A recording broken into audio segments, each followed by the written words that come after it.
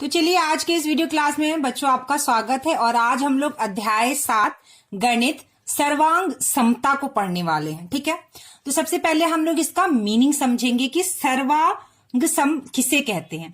तो अगर हम इसको तोड़ते हैं इस शब्द को, तो देखिए सर्व जोड़ अंग जोड़ सम, सर्वांग सम। ठीक है, सर्व का अर्थ होता है सभी, अंग का अर्थ होता है कोई भी अंग किसी भी चीज का, सम मतलब बराबर, यानी कि सभी अंग बराबर सर्वांग सम को कहते हैं। उसका जो अर्थ होता है सभी अंग बराबर।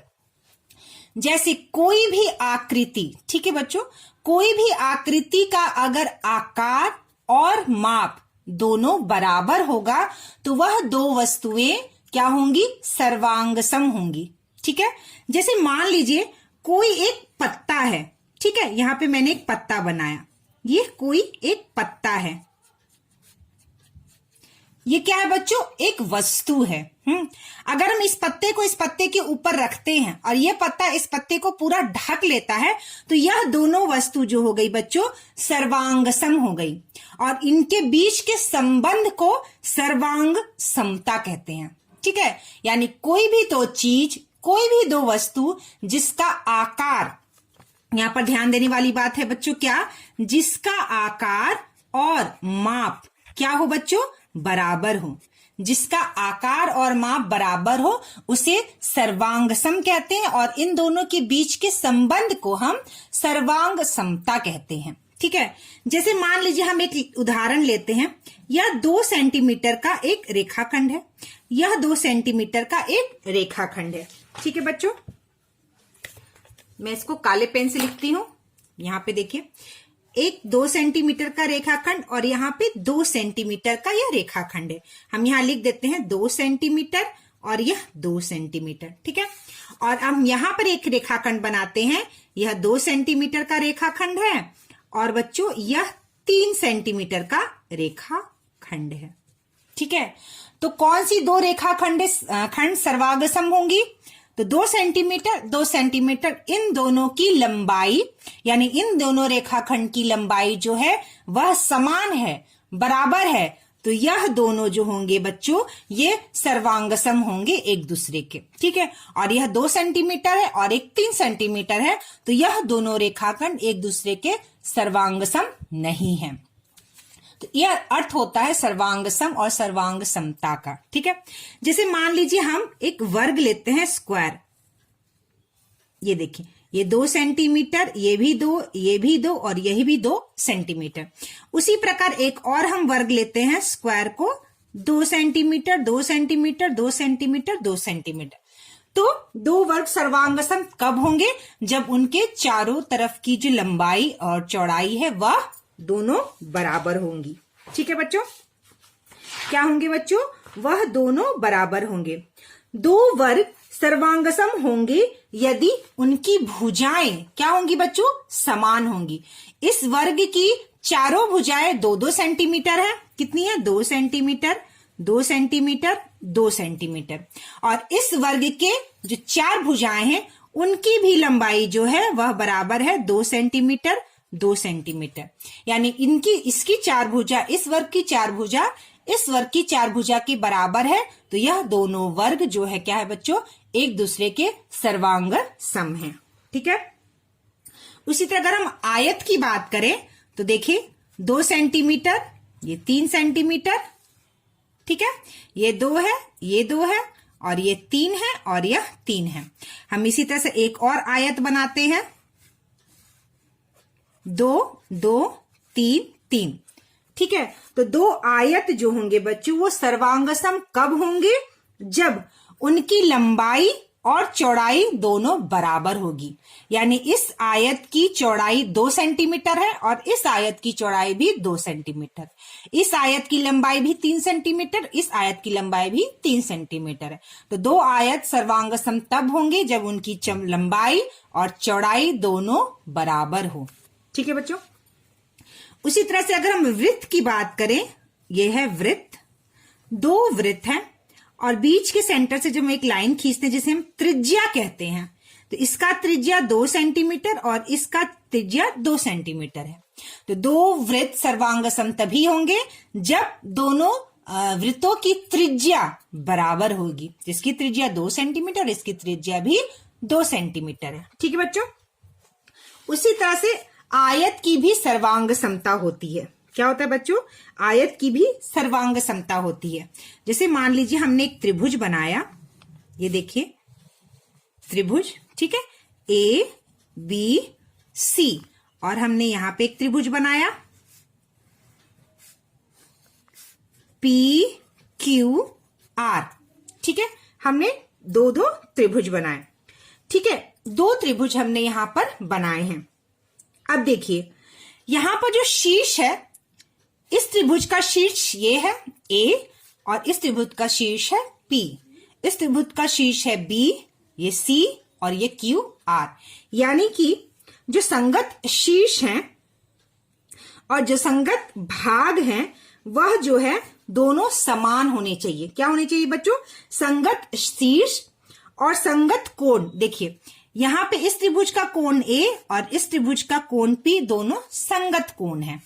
इस त्रिभुज का कोण B और इस त्रिभुज का Q कोण संगत कोण है, और इस त्रिभुज का कोण C और इस त्रिभुज का कोण R संगत कोण है। ठीक है, संगत भुजा, अगर हम संगत भुजा की बात करें, ठीक है, तो हम यहां पे लिखते हैं बच्चों संगत शीर्ष। संगत शीर्ष कौन कौन सा हो गया? मतलब आपका A, ठीक है, और P, ये हो गया संगत शीर्ष। और यहां पर क्या लिखेंगे बच्चों?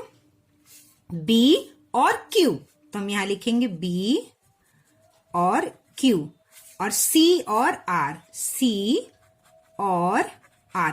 यह हो गया हमारा संगत शीर्ष।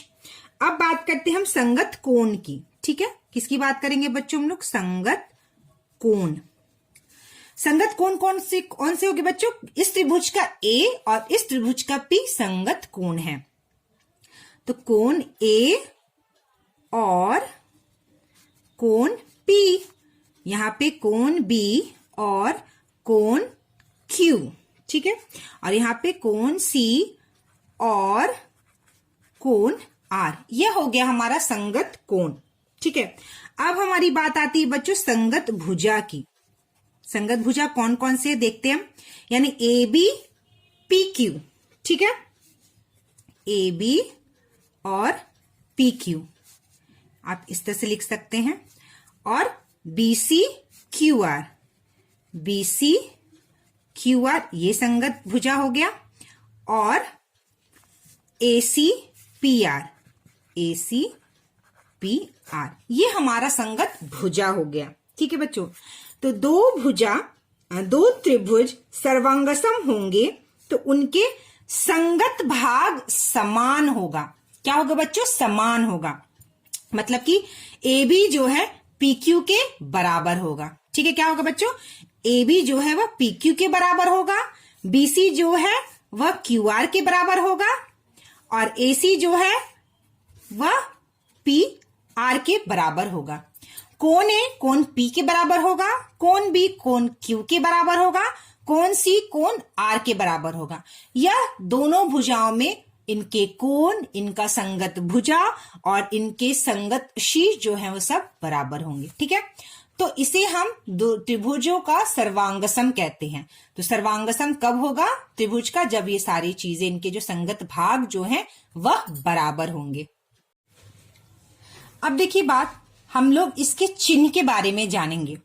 दो आकृतियां, ठीक है, दो आकृतियां बच्चों की सर्वांग समता को हम चिन्ह, ये चिन्ह है सर्वांग समता की, से दिखाते हैं। ठीक है, तो मान लीजिए बच्चों अगर दो आकृति है, कोई भी दो आकृति है जिसका एक आकृति का नाम ए है और दूसरी आकृति का नाम बी है, और यह दोनों आकृति अगर, दोनों वस्तुएं जो भी आकृति अगर दोनों सर्वांगसम है तो उन्हें कैसे हम दिखाते हैं बच्चों? एक इस तरह से एस जैसा आकार ऊपर और नीचे दो डबल लाइन। तो ये सर्वांगसमता का चिन्ह है, जिसे हम दो आकृतियों के बीच में जब सर्वांगसम होते हैं तो हम उसे इस तरह से दर्शाते हैं। तो चलिए अब हम लोग प्रश्नावली 7.1 को बनाते हैं। इसका पहला प्रश्न है, चित्र 7.10 में सर्वांगसम रेखाखंडों को छाटिए। आप ट्रेस करके देखें। ठीक है, तो हम लोग यहाँ पर देखते हैं बच्चों ए और बी, और यहाँ पर ई एफ एक रेखाखंड है, I J K L M N G H C D, और हमें बताना है कि कौन से दो रेखाखंड जो है वह एक दूसरे के सर्वांगसम है।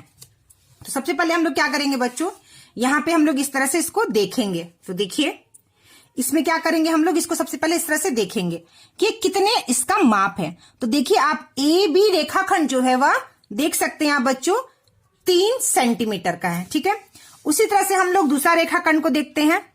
ये देखिए ये वाली रेखाखंड भी 3 सेंटीमीटर है। तो यहाँ पे इसको लिख दीजिए आप 3 सेंटीमीटर, और यह रेखाखंड भी हो गई 3 सेंटीमीटर। ठीक है, तो ए बी रेखाखंड के एल रेखाखंड जो है वह एक दूसरे के सर्वांगसम है। तो हम इसको इस तरह से लिखेंगे, पहला का पहला। ठीक है, पहला का पहला क्या लिखेंगे बच्चों, ए बी इस सर्वांगसम है। किसके सर्वांगसम है बच्चों, के एल के एल। देखिए इस तरह से हम सर्वांगसम का चिन्ह बनाते हैं। ए बी सर्वांगसम है किसके, के एल के। अब हम लोग दूसरा देखते हैं बच्चों, ई एफ ये वाले रेखाखंड को हम देखते हैं, फिर ये वाले रेखाखंड को हम लोग देखेंगे। अब देखिए मान लीजिए हम लोग ये वाला छोटे वाले रेखाखंड को पहले देखते हैं।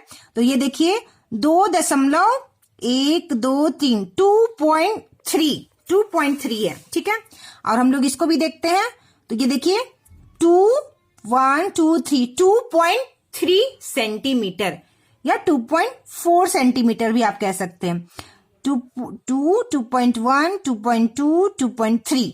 ठीक है, तो ये जो है वह 2.3 सेंटीमीटर, और यह रेखा भी जो है यह 2.3 सेंटीमीटर की रेखा है। ठीक है, तो सीडी जो है रेखा खंड वह आई जे रेखाखंड के सर्वांगसम है। ठीक है, तो हम यहाँ पे लिखेंगे बच्चों सी डी सर्वांगसम है किसके बच्चों, आई जे। सीडी रेखा जो है आई जे रेखा, दोनों रेखा एक दूसरे के बराबर है, मतलब इन दोनों की लंबाई बराबर है। तो किसके बच्चों बराबर है, आई जे। ठीक है, सीडी आई जे इन दोनों की लंबाई बराबर है रेखाखंड की, और ए बी रेखाखंड और के एल रेखाखंड की लंबाई भी बराबर है। तो ये ए बी के एल एक दूसरे के सर्वांगसम है, सीडी और आई जे एक दूसरे के सर्वांगसम है। चलिए अब हम लोग दूसरे रेखा को माप के देखते हैं। तो हम लोग यहाँ पे इस ई एफ रेखा को मापते हैं। तो ई एफ रेखा देखिए बच्चों, यहां 1 2 3 3.5 3.5 3.6 3.7। ठीक है, 3.7, और आप मान सकते हैं 3.8 सेंटीमीटर। कितना है बच्चों, 3.8 सेंटीमीटर। देखते हैं दूसरी रेखा को माप के हम लोग।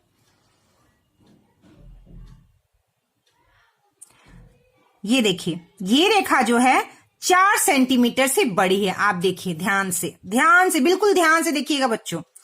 G1 ये 1 है, ये 2, ये 3 और ये 4, 4.1 4.2 4.3 4.4 4.4 है। ठीक है, या 4.1 2 3 4.3 है। GH रेखा जो है वह 4.3 सेंटीमीटर है। EF रेखा जो है बच्चों वह 3.5 3.6 3.7। EF रेखा जो है वह 3.7 5 6 7 8 3.8 सेंटीमीटर है, 3.8 सेंटीमीटर। ठीक है, अब हम इस रेखा को भी माप देते हैं। MN ये है, देखिए बच्चों MN रेखा को अगर आप ध्यान से देखें 1 2 3 4 4.5, और ये रेखा जो है बच्चों वो 4.5 है। ठीक है, ये रेखा क्या है बच्चों, 4.5। अब यहाँ पे समझने वाली बात ये है बच्चों, देखिए ये 4.3 है, ये 4.5 है, और ये 3.8 सेंटीमीटर है। हमारी जो पुस्तक में किताब में इसमें 3 उत्तर दिए हैं। ठीक है, एक तो यह 2 उत्तर दिए हैं जो सही है, तीसरा उत्तर दिया है बच्चों कि EF जो है, ये EF रेखा जो है, इसकी लंबाई GH रेखा की लंबाई के बराबर है। किताब में, हमारे पुस्तक में उत्तर दिया हुआ है। EF जो है वह सर्वांगसम है किसके बच्चों? GH के। ठीक है, यह हमारी पुस्तक में उत्तर जरूर दिया है बच्चों, लेकिन अगर आप माप कर देखिएगा, EF की लंबाई 3.8 सेंटीमीटर है और GH की लंबाई 4.3 सेंटीमीटर है। तो यह दोनों एक दूसरे के सर्वांगसम नहीं होगा। ठीक है, यह दोनों एक दूसरे के सर्वांगसम बच्चों नहीं है, लेकिन हमारी पुस्तक में उत्तर में EF जो है GH के सर्वांगसम दिया है। तो कभी कभी मिस्टेक हो सकता है। ये रेखा अगर आप देखें तो देखने में बिल्कुल एक माप की लग रही है। EF रेखा जो है GH रेखाखंड के माप के बराबर लग रहा है। फिर मैं आपको एक बार देखकर दिखाती हूँ कि EF रेखा जो है बच्चों, यह देखिए 4 से छोटी है। दिख रहा है आपको? EF रेखा जो है वह 4 से छोटी है। यहां दिख रहा होगा 1 2 3 4। EF रेखा जो बच्चों 4 से छोटी है। और अगर आप यहां पर देखिए, EF रेखा जो है बच्चों, यह 4 से बड़ी है। EF रेखा जो है 4 से क्या है बच्चों? बड़ी है। यहां पे आपको दिख रहा होगा 4 से बड़ी है। ठीक है, और यहां पर EF रेखा 4 से छोटी है। देखिए आप लोग ध्यान से, 4 से थोड़ा सा छोटी है, और यहां पर EF रेखा 4 से थोड़ा सा बड़ी है।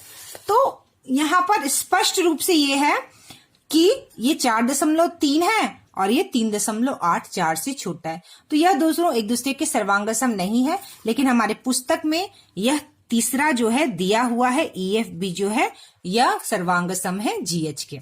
चलिए अब हम लोग दूसरा प्रश्न का देखते हैं। सर्वांगसम रेखाखंडों को मापिए। जो हमने माप लिया बच्चों, सर्वांगसम रेखाखंड को हमने क्या किया बच्चों? माप लिया। उनके माप के बारे में आप क्या कह सकते हैं? ठीक है, उनके माप के बारे में आप क्या कह सकते हैं? तो हम इनके माप के बारे में क्या कह सकते हैं बच्चों?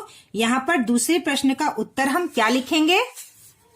उनके माप के बारे में हम यह कह सकते हैं कि इनके माप बराबर है। इनके माप बराबर है किसके बच्चों? यह जो दोनों दिया हुआ, इनके माप क्या है बच्चों? बराबर है। इसलिए क्या है बच्चों? इसलिए ये रेखा खंड सर्वांगसम है। क्या है बच्चों? इसलिए ये रेखाखंड सर्वांगसम है। ठीक है, AB KL के बराबर है, CD IJ के बराबर है। तो इनके माप बराबर है, इसलिए ये रेखाखंड सर्वांगसम है। ठीक है, जिन रेखाखंडों के माप बराबर नहीं है वह एक दूसरे के सर्वांगसम नहीं है। हम यहाँ पे ये भी लिख सकते हैं। ठीक है, जिन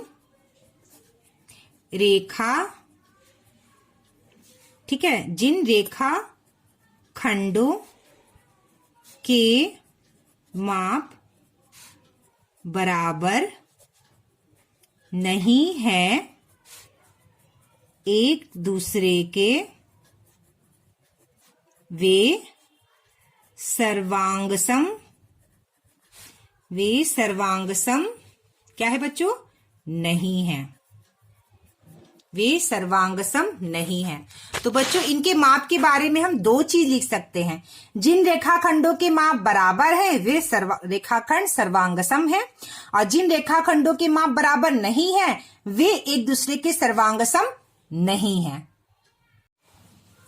तो चलिए यहाँ पे हमारा दूसरा क्वेश्चन है बच्चों, नीचे दिए गए चित्रों में सर्वांगसम कोणों को छांटिए, कोणों को ट्रेस कर पता करें। ठीक है, तो हम लोग यहाँ देख सकते हैं कि अगर हम लोग बिना कोण को मापे अगर देखें तो यह कोण के सर्वांगसम दिख रहा है, यह कोण 90 डिग्री से ज्यादा है और यह वाला कोण 90 डिग्री से ज्यादा है। तो यह कोण और यह कोण सर्वांगसम दिख रहा है, और यह कोण जो है थोड़ा पतला है और यह कोण जो है थोड़ा पतला, तो यह दोनों कोण एक दूसरे के सर्वांग सम दिख रहा है। तो पहले एक बार हम लोग नाप के भी देख लेते हैं। जैसे हम लोग इसको नापते हैं बच्चों, इस तरह से चंदा हम रखते हैं बीच में पॉइंट पे। ये जो सेंटर होता है, इस सेंटर को हम चंदा के इस सेंटर पे रखते हैं। तो हमने इस सेंटर पे इसको इस तरह से रखा। अब हम इसको देखते हैं कि इसका जो है कितना है। तो देखिए यहां पर आपको 50 दिख रहा है। कितना है बच्चों? करीब करीब हमारा जो है यह 50 है। ठीक है, कितना है बच्चों? 50 डिग्री। तो यह हमारा कितना है बच्चों? 50 डिग्री है। और यह भी हमारा 50 डिग्री है। हम इसको नाप के देख सकते हैं, अगर आप देखिए ध्यान से। तो इस तरह से हमने इसको रखा और इस तरह से हमने ये प्रकाल रखा। तो देखिए बिंदी को हमने इस पे सेंटर पे रखा, ये वाली लाइन इससे हमने जोड़ी, और हम ये जो लाइन आपको गाढ़ी लाइन जो ब्लैक दिख रही है एल, ये कहां पे जा रहा है बच्चों? 50 पे। तो यह हमारा हो गया 50 डिग्री, यानी यह कोण और यह कोण सर्वांग सम है। ठीक है, इसी तरह से हम लोग इस कोण को देखते हैं। इस तरह से हमने लाइन रखा, बीच में मिडिल पॉइंट पे सेंटर पे इसको रखा, और यह देखिए यह कोण 120 डिग्री का दिखा रहा है। कितने का दिखा रहा है बच्चों? यह कोण 120 डिग्री का दिखा। मैं इस तरह से कर देती हूं तो थोड़ा साफ दिखेगा। देखिए आप 120 डिग्री, यह कोण कौन सा दिख रहा है बच्चों? 120 डिग्री। तो हम यहाँ लिखेंगे 120 डिग्री। ठीक उसी प्रकार इस कोण को भी हम लोग माप के देख सकते हैं। तो हमने इस तरह से प्रकाल को इधर उल्टा करके रखा और ये मिडिल पॉइंट को इस तरह से लगाया, और हम इस तरह से देखिए, ये देखिए ये वाली जो कोण है ये कहाँ पे बच्चों? ये 120 डिग्री पे है। तो यह कोण जो हो गया 120 डिग्री। ठीक है, यह कोण जो हो गया कितना हो गया बच्चों? 120 डिग्री। अब हम ये वाले कोण को माप के देखते हैं। तो यह कोण जो जब हम इसको मापते हैं बच्चों, देखिए इस तरह से सेंटर को रखते हैं और इस कोण को जब हम माप रहे हैं तो देखिए यह जो कोण जो आ रहा है 30 और 40 के बीच में आ रहा है। किसमें बीच आ रहा है? देखिए बच्चों ये वाली जो ब्लैक लाइन है एम, ये जो ब्लैक रेखा है एम, ये किसके बीच आ रहा है? 30 और 40 के बीच। तो 30 और 40 के बीच रेखा आ रहा है, तो कितना हो गया? लगभग ये 35। ठीक है, कितना हो गया बच्चों? 35। तो यह 35 डिग्री है, और जब हम इसको उल्टा करके मापेंगे तो यह भी हमारा 35 डिग्री ही है। ठीक है, तो इस प्रश्न का उत्तर हम क्या लिखेंगे बच्चों? कि यहाँ पे नीचे दिए गए चित्र में सर्वांगसम कोणों को छाटिए। तो सर्वांगसम कोण कौन कौन से होंगे बच्चों? A B C. कोण को हम किस तरह से लिखते हैं बच्चों? A B C. ठीक है, किसके बराबर है? जे के एल, यानी इस कोण के बराबर है। आपको मालूम है कोण कैसे लिखते हैं? यह जो कोण होता है, यह जो कोण होता है बच्चों, यह बीच में लिखा जाता है। ठीक है, सी बी ए, इस तरह से कोण लगाते हैं, या ए बी सी, ए बी सी। ठीक है, तो यह क्या हो गया कोण? A B C. यह कोण जो होता है हमेशा बीच में आता है। और यह कोण क्या हो गया? जे के एल। तो हम लिखेंगे जे के एल। ठीक है, तो इसका उत्तर क्या हो जाएगा दूसरे प्रश्न का?